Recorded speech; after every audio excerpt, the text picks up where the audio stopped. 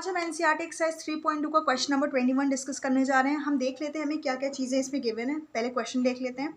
Assume X Y Z W and P R matrices of order 2:n, 3:k, 2:p, n:3 and p:k respectively. ठीक है, ये हमें थोड़ा सा जानकारी दी हुई है। कहा गया है कि एक्स वाई जेड डब्ल्यू और पी मैट्रिसेस जो हैं वो इन ऑर्डर की हैं। ठीक है, सो अब क्वेश्चन पढ़ते हैं 21। The restriction on n, k and p so that py plus wy will be defined are options क्या है देखिए हमारे पास। पहला ऑप्शन है k is equals to 3, p is equals to n। दूसरा ऑप्शन है k is arbitrary, p is equals to 2। तीसरा option है c, p is arbitrary, k is equals to 3। और लास्ट ऑप्शन है k is equals to 2 या फिर p is equals to 3। सो चलिए इसको करते हैं। सो हमें इक्वेशन क्या गिवन है, पहले हम वो लिख लेते हैं। हमें इक्वेशन गिवन है P Y plus W Y.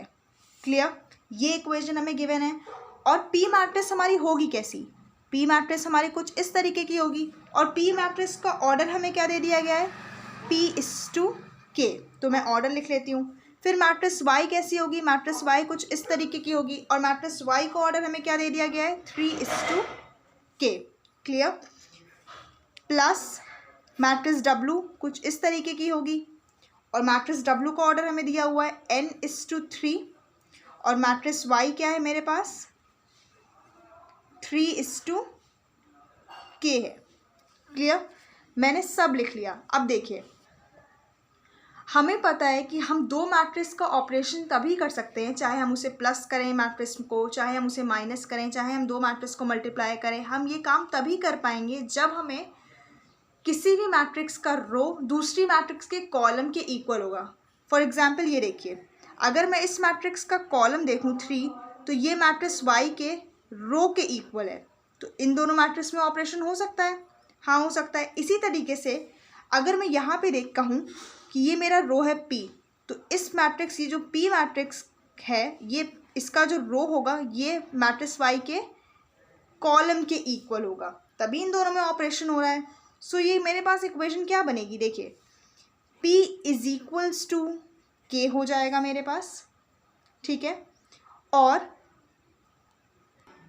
अगर इस पी वाई को देखूंगी तो ये P is equals to K होगा मेरे पास। और ये इसके इक्वल हो जाएगा और K इज इक्वल्स टू क्या आ जाएगा मेरे पास, 3 आ जाएगा।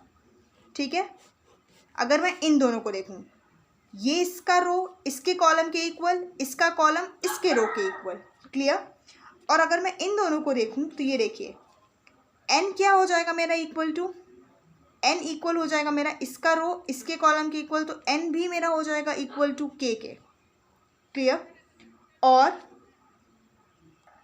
जब p भी इक्वल k के है और n भी इक्वल k के है और k क्या है मेरे पास, 3 है।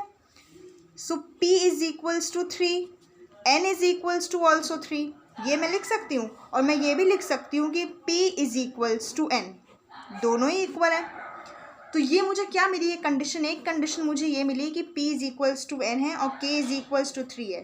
तो ये कौन से ऑप्शन को मैच कर रहा है, ये मेरे ऑप्शन ए को सेटिस्फाई कर रहा है। ऑप्शन ए को सेटिस्फाई कर रहा है, जो कि मुझे कह रहा था कि k इज इक्वल्स टू 3 है और p is equals to n। यही तो कह रहा था मुझे ऑप्शन के। So option A is correct. तो ये था सॉल्यूशन 21 का फ्रॉम एक्सरसाइज 3.2। आई होप आपको क्लियर हुआ होगा। बस आपको ये ध्यान रखना है कि दो मैट्रिक्स में तभी ऑपरेशन हो पाएगा कोई भी, प्लस का, माइनस का या फिर मल्टीप्लिकेशन का, जब पहली मैट्रिक्स का रो दूसरी मैट्रिक्स के कॉलम के इक्वल होगा, या फिर पहली मैट्रिक्स का कॉलम दूसरी मैट्रिक्स के रो के इक्वल, बात दोनों ही वही हैं, तभी हम ऑपरेशन कर पाएंगे। ये चीज़ आपको ध्यान रखनी है, ठीक है, तभी आप इस क्वेश्चन को कर पाओगे। सो आई होप आपको क्लियर हुआ होगा। Thank you for watching.